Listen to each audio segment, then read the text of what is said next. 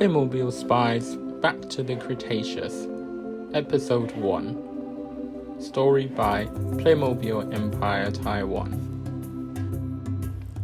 Two best friends, Claire and Eliza, were walking to the Christmas market in town during their Christmas holidays.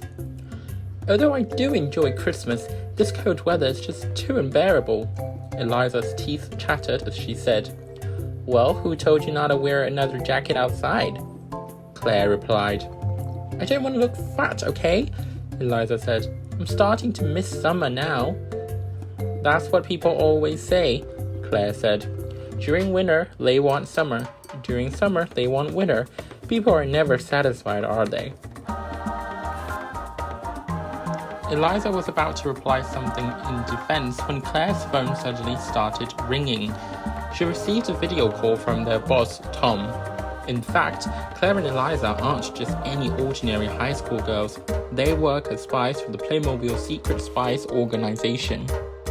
Tom said, "Good morning, ladies. Sorry to interrupt your shopping. However, the headquarters have just discovered that one of our prisoners, Dr. Dickensfurs, has just escaped from the headquarters prison and stolen the headquarters time machine. As previously, Dr. Dickensfurs has a criminal record of going back to the Cretaceous period to obtain the DNA of a Tyrannosaurus rex in order to produce some clones in the modern world to take over the entire world. Therefore, the headquarters suspect that he is up to no good again, probably pursuing his previous ambition. Your mission this time is to stop him from succeeding to produce his T-Rex clones. Please contact the headquarters in case of any news. Good luck." After the video call has ended, Claire and Eliza each received a picture of Dr. Dickensfurs. Then, they quickly changed into their spice outfit by pressing a button on the professional smartphone app designed by the headquarters. "You know what? I'm starting to be excited about this mission," Eliza said. "Not only are we going back in time to 100 million years ago, but also we'll be able to escape this freezing chill into the warm tropical climate of the Cretaceous. Hooray!" "Oh, bother," Claire complained. "What about our Christmas shopping?" Not long after the spies arrived at the headquarters, Tom let them on board the time machine. "It's nothing like what we've expected," Eliza said to Tom. "This is like a normal airplane. How could this be a time machine?" "Aha," Tom replied. "This is the interesting part. When the headquarters have designed this time machine, we deliberately disguised it as a normal aeroplane, so people won't be able to recognize it. However, the reason why Dr. Dickensfurs was able to know this is a time machine is because he was once a part of the headquarters time machine research and development team." When Claire and Eliza boarded the time machine, an air hostess greeted them at the door. "I don't know, it still looks like a plane to me," Claire muttered under her breath. When they sat down in their seats, the air hostess came to ask them what they would like to have for drinks. "Tea, please," Eliza exclaimed. "Orange juice, please," Claire said. "Well, I'm sorry, we have neither tea nor orange juice," the air hostess replied. "We only serve drinking water here." After the air hostess had filled their cups with water and left, Claire complained, bewildered. "Wow, what kind of airline is this? They only serve water? Then why did she bother asking in the first place?" Just when they were about to take a sip of the drinking water, they heard a rumbling sound as the time machine started to take off slowly. Then, without warning, it started spinning so fast that everything was turned upside down. "What kind of time machine is this?" Both Claire and Eliza screamed as they spilled their cup of water on themselves due to the rapid spinning. "I guess this is why they only serve water here," Eliza concluded. "Yeah, I can't bear to imagine orange juice spilling on my spice outfit," Claire shuddered as she responded. After what felt like hours of non-stop spinning, the time machine eventually slowed to a halt. The dizzy spies sat up on their seats and glanced out of the window. "Wow, what a beautiful view," Eliza admired. All the nausea gone from her, as she perceived a vast landscape of prehistoric plants with their different colors, shapes, and sizes. "Well, looks like I'm starting to like this place," Claire commented as she stared at the picturesque scene. Suddenly, the time machine started to vibrate again.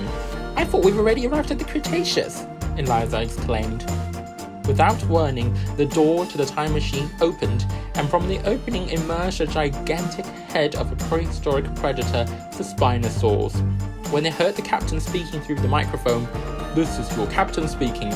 We have just landed at the Cretaceous airport. However, as we are now currently encountering an attack by a Spinosaur, please stay seated and do not use the lavatory. Thank you for your cooperation." "I don't need you to tell me that we are being attacked, okay?" Eliza shouted. "Oh my god, why do I feel like we're filming Cretaceous Park?" Claire muttered under her breath. Without warning, the entire time machine began to tilt forwards. Cups and other things on the plane slid towards the Spinosaurus, which had its mouth wide open, ready to gulp down the spies when it was their turn to slide down. Claire and Eliza screamed as they fell off their chair and grabbed hold of anything they could find to stop them sliding forwards. Suddenly, in this chaotic scene, they heard a huge roar, not coming from the Spinosaurus, but from elsewhere. Eliza peered out of the window and was horrified to perceive a Tyrannosaurus Rex standing right outside the time machine. "Oh my god, not another carnivorous dinosaur?" Claire moaned. Just when a strange thing happened that made both Claire and Eliza flabbergasted, the T-Rex began to speak in a feminine voice. "I'm sorry I arrived so late. I was gonna set out to film earlier when I realized that my makeup needed some adjustments. And whenever I stand in front of the mirror, I just can't pull myself away." The T-Rex was holding a weird-looking handbag, paused. "Why are you staring at me like that? Do I have something on my face? Oh wait, you must be wondering why I can talk, right? Well, actually, it's a long story. I'm just like you two. I'm a secret agent of this Playmobil Secret Spies organization, and this thing, and yeah, that's why I can talk," the T-Rex eventually concluded. "Oopsie-daisy, I accidentally spoke for too long again. Oh my gosh, I always do that. Excuse me for being so talkative. Right, let's get down to business." The T-Rex then walked over to the Spinosaurus and shouted, "Oi, how dare you hurt my friends? Wait until I put my expensive handbag down, then you'll see why you shouldn't mess with me." After putting her handbag down, the T-Rex roared at the Spinosaurus, who had retreated its head from the time machine entrance and stood up to face the challenge of the T-Rex. All this time, the speechless spies looked on with their mouths wide open. Not long after, the T-Rex defeated the Spinosaurus and tied it up using some ropes. "I told you not to mess with me," she said. Just then, they heard a weird laugh coming from outside and they felt the ground underneath them shaking. They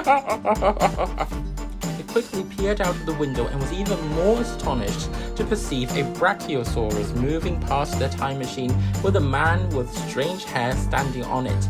"Dr. Dickingsford!" Claire and Eliza exclaimed in one voice as they recognized the man to be the one in the photograph which they had received from Tom.